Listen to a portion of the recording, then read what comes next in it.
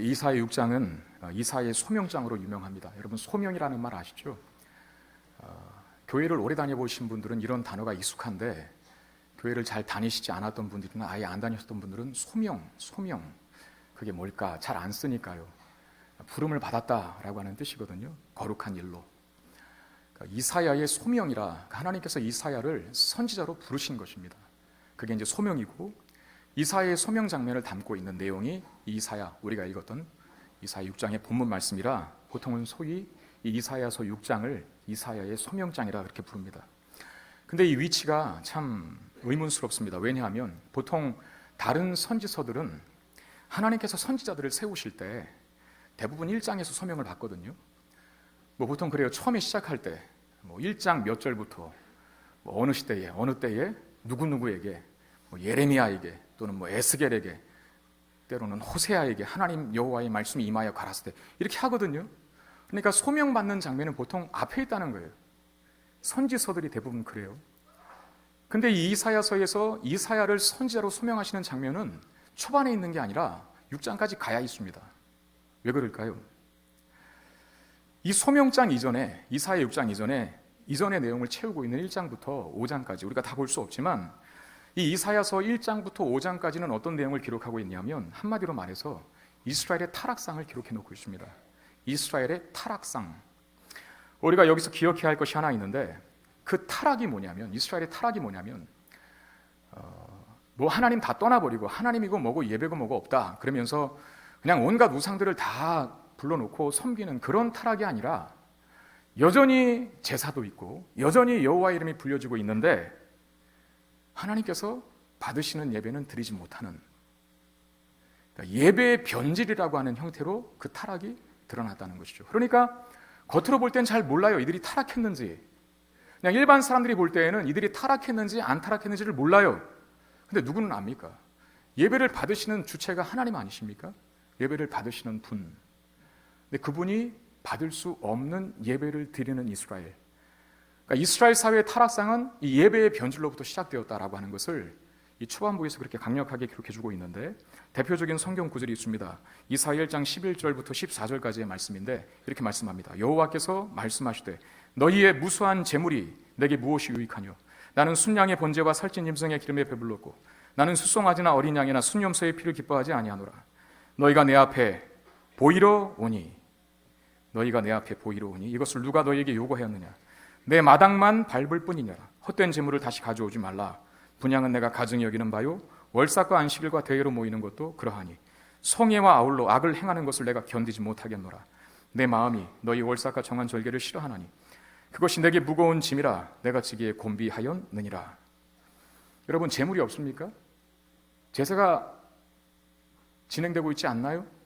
월삭과 절기를 이들이 거부하고 있나요? 아닙니다. 모든 것들이 다 진행되고 있어요. 우리 식구로 말하면 주일 1부, 2부, 3부 예배 시작해서 4부 예배까지 드리고 또 수요일 날도 한 번 더 모이고 금요기도에 또 모이고 새벽기도에 매일매일 드리자, 이런 거와 마찬가지로 모든 종교적인 행위에 부족함이 없어요. 그런데 하나님께서 지적하시는 건 뭡니까? 너희들이 마당만 밟는구나. 너희가 내 앞에 보이러 오니 이것을 누가 너희에게 요구하느냐? 너희가 내 마당만 밟을 뿐이라. 이게 바로 예배의 변질입니다. 이 예배의 변질이 뭘 불러옵니까? 영적인 타락을 불러오고, 이 영적인 타락이 고스란히 이스라엘 사회의 사회적인 타락으로 확장되는 것이죠. 그러니까 이스라엘 백성들이 도덕과 윤리의 타락을 일삼을 때에는 단지 그 도덕과 윤리의 일탈만 볼 게 아닙니다. 이스라엘 사회의 불의와 불법이 만연하고 가진 자가 못 가진 자들을 수탈하고 괴롭히는 일들은 그냥 일어나는 게 아니라 영적인 타락이 일어날 때 반드시 그게 따라와요. 사회적인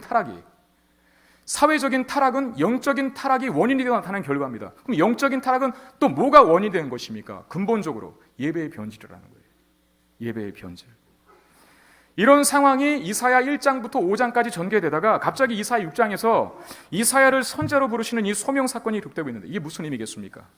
이렇게 타락한 이스라엘의 회복이 어떻게, 무엇을 통해서 가능할 수 있는지를 이 이사야의 소명 기사를 통해서 하나의 모범으로 제시해주고 있다는 것이죠. 답이 남았죠. 왜 6장에 이사야의 소명 기사가 있는지. 이스라엘의 타락이 어떻게 다시 회복되고 이스라엘 백성들에게 갇힌 하나님의 목적들, 그들을 통해서 열방에 비추되고 하나님의 살아계심을 증거하는 나라로 다시 세우기 위하여 무엇부터 회복되어야 하는지, 어디서부터 고쳐져야 하는지, 그걸 이 이사야 소명기사가 보여주고 있다는 것. 뭐겠습니까? 이사야 소명기사는 그래서 이사야가 놀랍고 황홀한 예배의 광경을, 다시 말하면 마당만 밟고 가는 예배가 아니라 중심이 담긴 참된 예배를 드리는 그 예배자의 거룩한 경험을 통하여 소명장면이 이루어집니다. 먼저 1절을 보시면 우시야 왕이 죽던 해라고 되어 있는데, 이 우시야라고 하는 왕, 이게 당시 시대적인 배경을 설명하는 하는 부분인데요. 여러분, 이 우시야 왕은 그때 당시에 유능한 통치자였습니다. 아주 유능한. 이스라엘의 철천지 원수였고 늘 이스라엘의 그 발목 상대였던 그 블레셋, 이 블레셋과 이 우시야 왕이 지도하는 이스라엘 군대가 전쟁을 펼쳐서 늘 블레셋과의 전쟁에서 승승장구했다. 오히려 우시야가 이 블레셋의 수도와 같은 땅들 안에 남유다 왕국에 이스라엘의 기지를 만들어 놓을 정도로 전쟁을 굉장히 잘한 군사적으로 명민한 지도자이죠. 그뿐 아닙니다. 이 우시야 왕은 항상 전쟁 승리는 뭘 결과합니까? 영토를 확장하는 거예요. 그러니까 우시야 왕 때 솔로몬이, 여러분 이스라엘의 가장 황금기는 솔로몬 집권기라고 보거든요.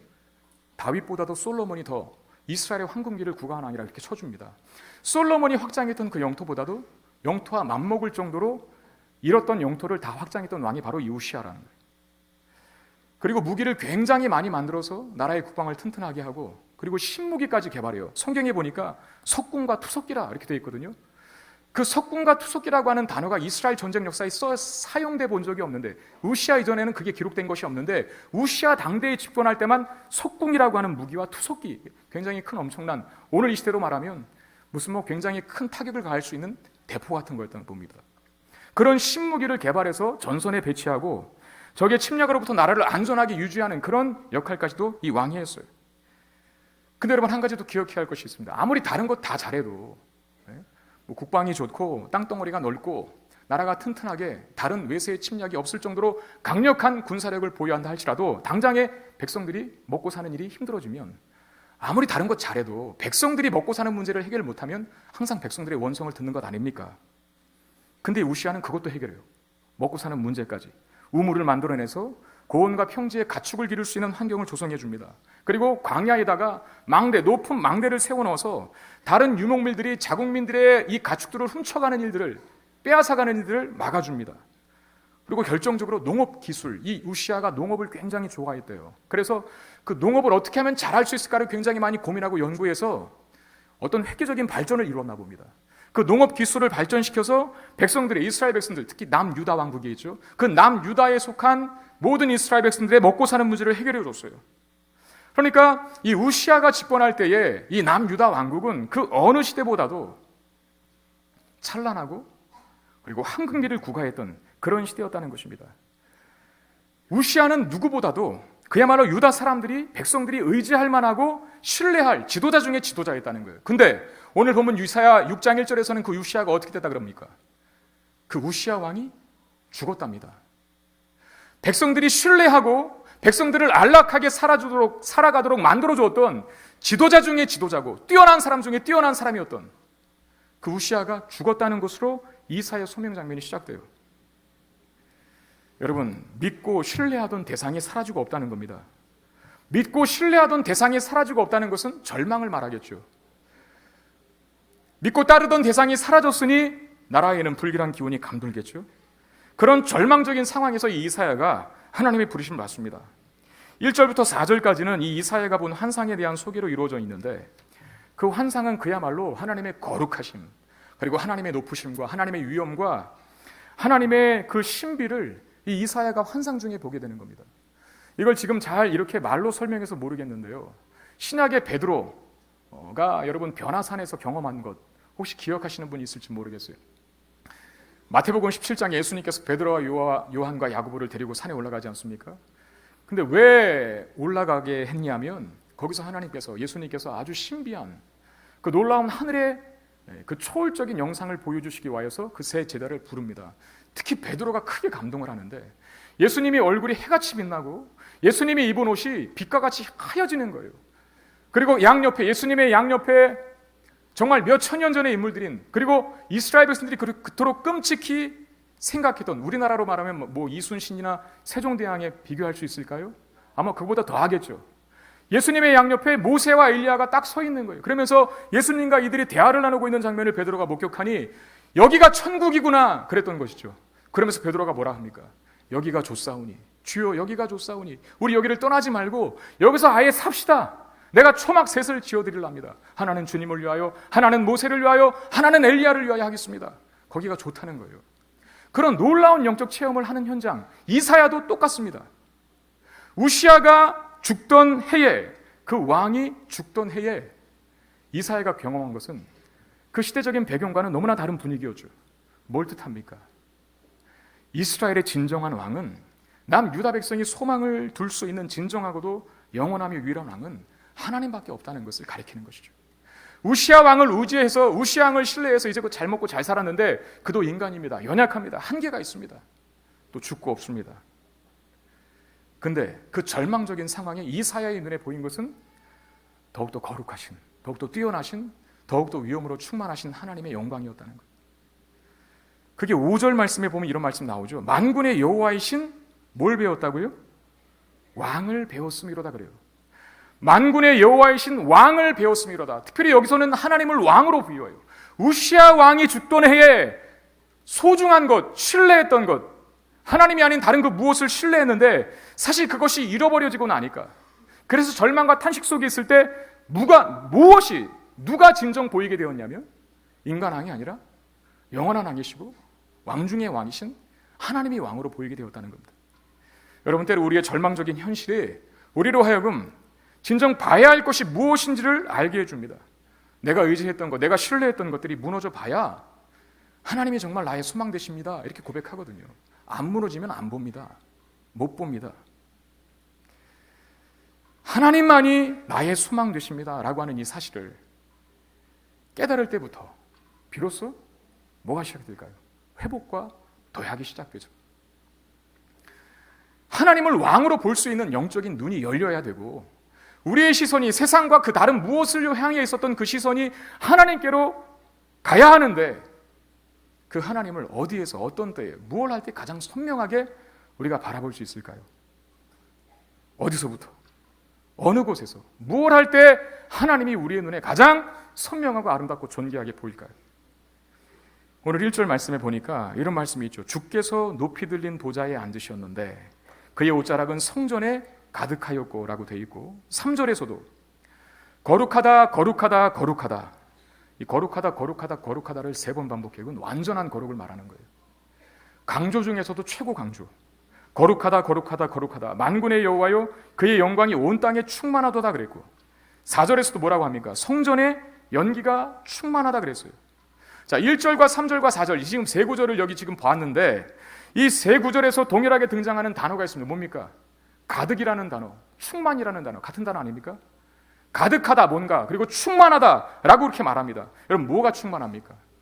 여호와의 영광이 충만하다는 거예요. 어디에 충만하다 합니까?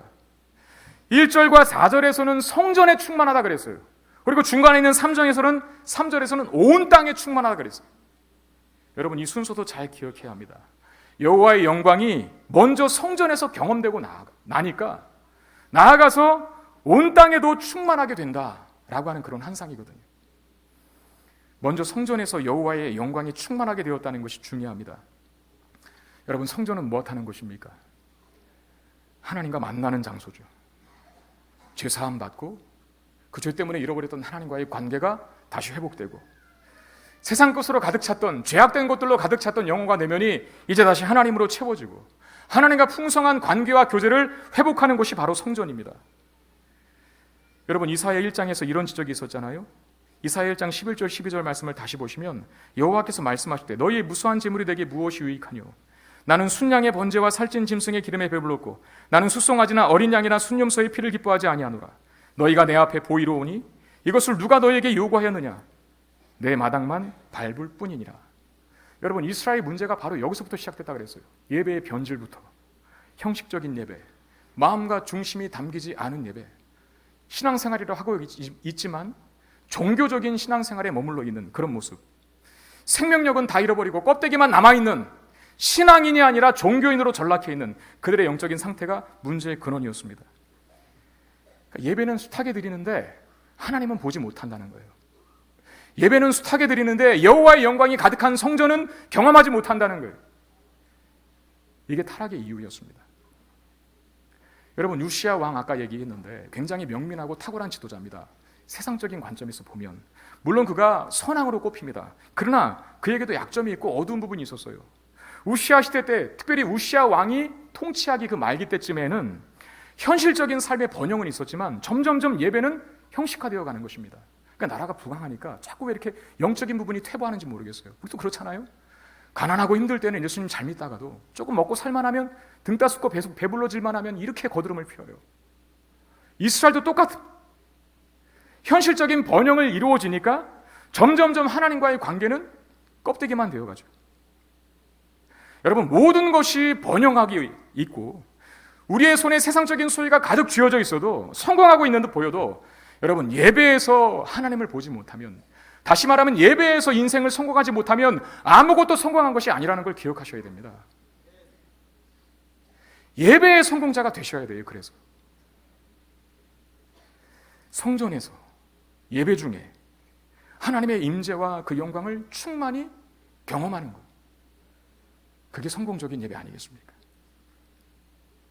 여러분, 우리의 절망적인 현실을 이길 대안은 예배 속에서 하나님의 영광과 임재를 경험하고 하나님과 충만한 그런 교제 가운데 있는 것입니다. 저는 아무튼 제가 성문교회를 목회하고 은퇴하는 그날까지 죽을 때까지 강조할 것이 있어요. 예배입니다. 예배 제대로 안 드리면 저랑 일 못할 줄 아세요. 아무튼 저는 인정하지 않을 겁니다. 예배가 변질이 되면 나머지 아무리 뭘 잘해도 그는 교회를 세우는 자가 절대 되지 못합니다. 교회를 무너뜨리는 자가 되죠. 이 예배가 얼마나 중요한 건지 저는 너무나 잘 알고 있기 때문에, 여러분 아시잖아요. 금요기도회 끝나면 인사 다 드리고 여러분들 다 돌아간 자리에 우리 교육자들이 여기 강단에 올라와서 기도합니다. 그때의 기도의 한 가지 주된 목적은 예배예요. 이틀 후에 드릴 주일의 예배를 위해서. 근데 그 예배를 위해서 많은 말씀을 위해서도 기도하고, 또 우리 예배를 위해 섬기는 자들을 위해서도 기도하고, 여러 가지 기도의 제목을 놓고 기도하지만 그 중에 하나가 뭐냐면, 사실 예배 중에 지금 여기 이 시간에도 이 자리에도 그렇게 오신 분이 있을지 모르겠어요. 졸려 죽겠는데 애들이 다 가고 또 아내도 가자고 하니까 억지로 끌려 나온 남편이 있을 수 있어요. 다 가는데 나만 있는 게 괜히 외롭고 또 소외되는 것 같으니까 일출을 못 볼지언정 그래도 한번 교회 나가보자. 그리고 송구영신 예배만큼은 그래도 한 번씩, 1년에 한 번씩 꼭 교회 나오신 분들이 계시죠. 뭐 어떻게 나왔든 좋습니다. 주일에도 마찬가지일 거예요. 가족의 평화를 위해서 나오시는 남편이 있고 아내가 있고 자녀가 있을 수 있어요. 그런 분들을 위해서 저희가 어떻게 기도하냐면, 하나님, 그분들이 활짝 웃으며 반갑게 맞이하는 안내위원을 통해서보다도 너무나 반갑게 맞아주고 기쁘게 대해주는 장로님, 또 목사님, 전도사님들의 그런 반김을 통하여서도 아니고, 강단에서 선포되는 진리의 말씀이 그들의 가슴과 심령에 새겨지기를 원하지만 그것도 아니라면, 하나님, 그들이 이 공간에 와서, 이 성문교회 예배당에 와서 본의하고 상관없이 왔고 끌려왔지만, 아무 생각 없이 왔지만 여호와의 영광이 충만하고 하나님의 임재가 가득한 이곳에서 설교도 아니고 찬송도 아니고 다른 그 무엇이 아닌, 그야말로 보이지 아니하지, 만져지지 아니하지만 하나님의 영광으로 충만한 이 예배 현장에서 하나님을 초월적인 역사로 경험하여 주님 만나고 참된 예배자로 바뀌게 되기를 원합니다. 그런 기도 꼭 하고 가요. 때로는 설교를 수십 편 해도, 때로는 아무리 반갑게 맞아줘도, 아무리 신경을 써주고 아무리 섬겨줘도 그걸로는 변화되지 않더라고요. 여호와의 영광과 그 임재를, 하늘의 놀라운 능력과 은혜를 맛봐야 돼. 그건 사람의 영역이 아니거든. 하나님, 그와 같은 초자연적인 역사가 각 영혼의 심령에, 특별히 거듭나지 못한 영혼 가운데, 죽어있는 영혼 가운데, 잠자는 영혼 가운데, 길을 잃어버린 영혼 가운데 하나님, 그런 역사가 나타나기를 원합니다. 그렇게 기도하죠. 여러분, 하나님의 영광이 가득한 예배만이 절망 중에 소망을 갖게 만드는 유일한 회복의 길이라는 사실, 믿으시기를 바랍니다. 우시야 왕이 죽던 해라고 그랬어요. 절망적인 상황. 그러나 여호와의 영광이 충만한 예배로의 현장 속으로 이사야가 부름을 받습니다. 이것이 모든 어려움과 절망을 이길 수 있는 유일한 길이기 때문에 그래요. 이 참된 예배의 현장을 경험한 후에 이사야의 첫 번째 반응이 뭔지 아십니까? 놀라운 위엄과 하나님의 영광으로, 여호와의 영광으로, 하나님의 임재로 가득한 예배를 맛보았을 때 이사야의 첫 번째 반응은 5절 이것입니다. 그때 내가 말하되 화로다 나여 망하게 되었도다. 나는 입술이 부정한 사람이요 나는 입술이 부정한 백성 중에 거주하면서 만군의 여호와이신 왕을 배웠음이로다 하였더라. 나는 부정하대요. 여러분, 하나님의 영광과 임재가 가득한 예배를 경험한 사람의 첫 번째 반응은 이겁니다. 나는 부정한, 나는 죄인입니다. 이 거룩한 두려움에 사로잡히게 돼요. 마치 찬란한 태양빛 앞에 한 점의 어두움도 존재할 수 없는 것처럼 이사야는 자신이 망하게 되었다라고 그렇게 탄식합니다. 하나님의 찬란한 빛 앞에서 가장 깊은 곳에 숨어있는 자신들의 불결함과 부정함을 발견했기 때문이라는 거예요. 여러분, 예배 속에서 하나님의 거룩한 임재와 그 영광을 경험했을 때 우리 안에 제일 먼저 나오는 반응은 나의 죄악됨, 그리고 나의 연약함, 나의 허물 많음을 보고 탄식하는 겁니다. 아무리 세상에 많은 소유를 가지고 있다 하더라도 내가 도덕적으로, 윤리적으로, 그리고 나 이태껏 한 번도 이 법의 기준을 벗어난 적이 없어 라고 그렇게 말할 정도로 살았을지라 하더라도 하나님 앞에 서 있는 한 우리 자신은 아무것도 아니라는 인식, 더럽고 추악하고 죄악으로 똘똘 물쳐진 그런 하나의 덩어리일 뿐이라는 것. 여러분, 그런 인식, 그 인식을 먼저 하게 된다는 거예요. 하나님의 크심 앞에, 거룩하심 앞에, 위엄 앞에 자신이 가진 것은 너무나 보잘것없다는 사실을 깨닫게 된다는 것입니다. 이 세상에 무엇을 소유하고 있고 어떤 칭찬을 받고 있어도 예배 속에서 하나님의 임재를 경험하는 사람은 나는 부정합니다, 난 연약합니다, 나는 죄인입니다 라고 고백하며 비명을 질러댈 수밖에 없는 것이죠. 이게 첫 번째 반응입니다. 근데 이렇게 자신의 죄인됨을 처절하게 확인한 이사야를 하나님 어떻게 할까요? 그래, 넌 죄인 맞다, 그러니 내가 죽여주마, 그럴까요? 6절 7절 보시면 이렇게 되어 있습니다. 때에 그 스랍 중에 하나가 부젓가락으로 제단에서 짚은 바 핀 숯을 손에 가지고 내게로 날아와서 그것을 내 입술에 대며 이르되 보라, 이것이 내 입에 닿았으니 내 악이 제하여졌고 내 죄가 사하여졌느니라. 자기의 연약함과 죄인됨을 인정한 이사야가 죄에 대해서는 철저하게 진노하시는, 심판하시는 하나님이 용서의 은혜를 베풀어주고 계시다는 거예요. 하나님은 그렇게 자신의 죄악됨을 인정한 이사야를 속죄의 은혜를 통해서 다시 살리십니다. 진정한 예배, 하나님의 거룩한 영광과 임재가 가득한 예배 속에서 우리 그리스도인들이, 예배자가 갖게 되는 두 번째 반응은 그것입니다. 하나님의 용서하시는 은혜. 하나님, 저는 죄인입니다. 하나님, 저는 나약합니다. 하나님, 저는 무능합니다. 이렇게 고백하고 죽을 수밖에 없는 자신의 상태를 처절하게 깨우치고 뉘우쳐 하나님 앞에 고백하며 나아가는 자를 하나님 살려주시는데, 그래서 이렇게 고백하겠죠. 하나님밖에 저에게는 소망이 없습니다. 무수한 것들을 내가 들고 있고 내가 소유하고 있다 할지라도 나를 용서하시고 새롭게 살리시는 하나님의 은혜가 아니면, 용서하시는 긍휼과 자비와 인자의 은혜가 아니면 나는 도무지 살아갈 수 없습니다. 하나님, 나의 생명 되시고 하나님, 나의 소망 되어 주옵소서. 이사야가 그걸 경험하는 것이죠. 여러분, 이게 바로 여호와의 영광이 가득한 예배를 드리는 예배자의 정확한 경험들입니다.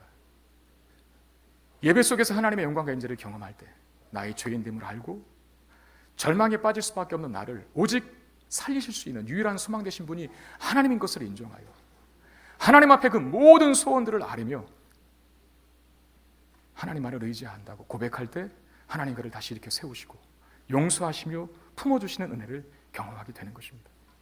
그래서 예배 오기 전에는 조금 무거운 마음을 갖고 왔다 하더라도 예배를 제대로 드리고 간 사람들은 그 모든 무거운 마음에서 다 해방이 돼요. 그리고 가벼운 발걸음으로 웃으면서 이 예배당을 떠날 수 있게 되는 겁니다. 그래서 제가 저기서 항상 악수할 때, 인사할 때, 예배 끝나고 항상 봐요. 눈빛을. 이분이 예배를 제대로 드렸나 못 드렸나. 여전히 인상 쓰면서 가시는 분들이 있거든요. 또 어떤 분들은 정말 천사의 빛같이 환하게 그냥 보는 그 모습 자체로 감동이 돼서 눈물이 제가 절로 날 정도로 그런 분들이 계셔요. 여러분 후자가 되실 수 있기를 바랍니다. 이따가도 볼 거예요. 제가 눈빛을. 예배를 잘 드리셨나 아니면 또 마당만 밟고 가는가.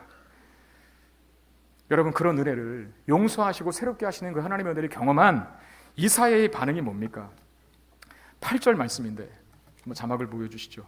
우리 한번 다 같이 큰 소리를 읽어보도록 하겠습니다. 시작. 내가 또 주의 목소리를 들으니 주께서 이르시되 내가 누구를 보내며 누가 우리를 위하여 갈고 그때 내가 이르되 내가 나를 보내소서. 여러분 베드로가 아까도 제가 말씀드렸지만 여기 가족 싸우니 우리로 초막셋을 칠 때 하나는 주를 위하여 하나는 에리야를 위하여 하나는 모세를 위하여 하죠. 주님이 정말 거기 가만히 있었을까요? 거기에만 머물렀을까요? 아니에요. 바로 내려가십니다. 어디로? 죄악이 난무하고 갈 길 몰라 방황하는 영혼들이 팽배한 이 세상 속에 가서 또 예수님은 제자들과 더불어 또 사명을 감당하십니다. 여러분 우리가 참된 예배를 경험하고 여호와의 영광과 임재가 충만한 그런 예배를 경험한 사람들은 그 다음 반응으로 뭘 하냐? 다음 반응으로 사명자로 살아가게 된다는 것이죠. 여호와의 영광과 임재가 가득한 예배를 드리고 하나님으로 충만히 채워진 그리스도인들은 그 자리에 머물러 있지 않다는 거예요. 우리 각자의 온 땅으로 나아갑니다. 우리가 살아가는 삶의 영역에서 사명자로 살아갑니다. 내가 누린, 내가 받은 여호와의 임재의 그 영광을 이제 그걸 모르는 자들에게 나누어 주는 자로 살아간다는 것이죠. 그래서 우리는 우리가 있는 곳이 밝아져야 하고 시리와 절망에 빠져 있는 자에게 용기와 희망을 불러일으키는 자가 되어야 되고 갈 길을 몰라 방황하는 자들에게 길을 안내해 줄 수 있는 그런 지도자, 인도자가 되어야 하는 것입니다. 어두운 곳을 밝히는 빛이 있는 곳으로 죽음의 기운이 만연한 곳에도 생명을 이야기할 수 있는 하나님의 사람으로 서 있을 수 있는 자들이 예배의 영광을 경험한 성공적인 예배를 드린 하나님의 사람들의 한결같은 모습이어야 한다는 겁니다. 근데 여러분 그렇게 사는 삶이 쉽지 않지 않습니까? 은혜를 충만히 받았다가도 세상에 나아가면 치열한 영적 전투가 있어요. 내가 받은 이 여호와의 영광이라고 하는 영적인 에너지가 어느샌가 다 떨어지고 다 소진되고 그렇게 힘들게 거룩한 삶을 살다 몸부림치다 다시 또 주일에 예배에 오는 거예요. 거기서 또다시 여호와의 영광을 경험하고 마치 그래서 교회는 영적 충전소와도 같은 곳이 되어야 되는 거예요. 우리식으로 말하면 주유소죠. 주유소. 열심히 달려 열심히 사명자로 살아가는 겁니다. 그러다가 쏟은 피와 땀과 눈물 내 영적인 에너지들이 다 소모하고 나서 다시 예배의 자리에 나와 갈급한 심령으로 하나님의 여호와의 영광이 내 안에 임재하기를 원합니다. 하나님의 능력의 말씀이 내 안에 머물게 되기를 원하고 하나님의 성령의 능력이 내 안에 충만하게 채워지기를 원합니다. 그래서 하나님께서 예배 속에서 충만하게 채워진 영적 능력 가지고 또 다시 세상에 나아가 하나님의 사람으로 살아가는 거예요. 어두운 곳을 밝히고 죽음의 기운이 만연한 곳에 생명의 역사를 일으킬 수 있는 자들로 갈 길 몰라 방황하는 영혼들에게 길을 안내해 줄 수 있는 하나님의 사람으로 살아가는 거예요. 그러니 우리의 예배가 얼마나 중요합니까? 예배에 성공하는 것이 얼마나 중요합니까? 여러분 믿으십시오. 하나님의 영광과 임재가 우리의 예배 속에서 경험되면 우리는 우리 이상이 된다는 거예요. 우리가 가진 능력 그 이상의 능력을 갖게 된다는 거예요. 여러분 믿으시기를 바랍니다. 그래서 우리도 이사야처럼 고백할 수 있는 거예요. 내가 여기 있나이다. 나를 보내소서. 처음에는 죽겠다고 하루도 나에 망하게 되었다라고 그렇게 했던 이사야가 용서의 은혜를 받고 나서 여호와의 영광을 충만하게 온전한 예배를 드리고 나서 누가 나를 위해 갈꼬? 라고 탄식하시는 주님의 음성 앞에 주님 내가 여기 있사오니 나를 보내소서. 내가 하겠습니다. 라고 말하는 담대하며 그 능력을 수행하게 되셨다는 겁니다.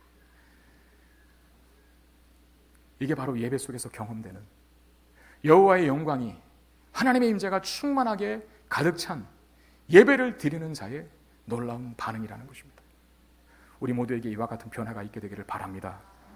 점점 더 시대는 어두워져 갈 것입니다.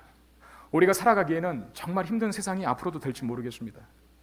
어쩌면 우리는 그것을 받아들여야 돼요. 우리 나라가 잘하든 잘못하든 지도자들이 잘하든 잘못하든 간에 어쨌든 간에 시간은 계속 흘러갑니다. 시간이 흘러간다는 것은 주님 오실 날이 멀지 않아 점점점 가까이 오게 된다는 뜻이고 주님 오실 날이 가까워오게 될수록 우리의 믿음 생활은 점점점 힘들어진다는 것이 성경의 증언이에요. 수많은 거짓 선지자들이 출현하고 세상의 유혹은 더 강해지고 우리의 믿음을 위협하는 세상의 공격과 악한 자의 유혹과 우리 안에 있는 죄성은 더 편만하게 드러날지도 모르겠어요. 그걸 인정한다면 좌절할 것입니까? 낙심할 것입니까? 주저앉아서 한숨 쉬고 통곡하고 있으시렵니까? 아니에요. 우리는 대안을 합니다. 우시야 왕이 죽던 해에 여호와의 영광과 그 임재가 가득한 예배를 경험한 자가 어떻게 변화되었는지, 나를 보내소서, 내가 가서 저 세상을 바꾸겠습니다. 내가 가서 어두운 곳을 밝히겠습니다. 내가 가서 죽은 자를 살리겠습니다. 이 시대의 이사야처럼 하나님께서 오늘 이 새해 첫 시간에 저와 여러분들을 동일하게 부르십니다. 뭐라고요? 진정한 예배자가 되라고. 우리의 삶의 회복과 부흥은 여호와의 영광과 임재가 가득한 예배를 경험하는 것입니다. 그것이 우리를 살게 하고 살아난 우리를 통해 죽어가는 수많은 영혼들을 살릴 수 있는 그런 놀라운 능력이 되게 될 것입니다. 그래서 우리는 이렇게 기도해야 합니다. 따라합시다. 주님의 영광 이곳에 머무소서. 다시 한 번 더 하겠습니다. 주님의 영광 이곳에 머무소서. 여러분, 이것이 올 한 해 우리의 간절한 소원이 되기를 바랍니다. 그리고 그 소원대로 응답하시는 하나님의 역사를 경험하는 우리 2019년도 새해 새 아침 새날이 되기를 주님의 이름으로 축원드립니다. 기도하겠습니다. 하나님, 우리에게 또한 새날을 주셔서 감사합니다. 이전 것들은 다 우리가 잘못한 것, 우리의 죄악된 것, 우리의 불신앙적인 것들을 다 기억조차 하지 않으시고 예수 그리스도의 보혈로 또다시 씻어주시고 새롭게 하시는 하나님의 능력을 힘입어 내가 여기 있사오니 나를 보내소서라고 하는 담대한 마음으로 이 새해 첫날을 시작하는 우리들 하나님 기억하여 주시고 은혜와 복을 덧입혀 주시옵소서.